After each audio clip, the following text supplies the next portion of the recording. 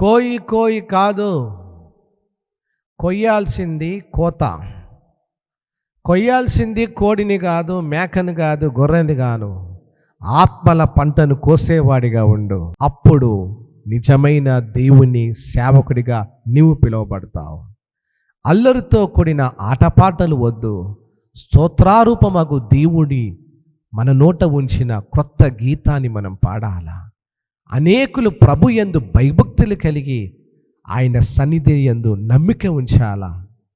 ఇది దేవుని యొక్క చిత్తం, దేవుని యొక్క ఆకాంక్ష, ఆయన కోరిక.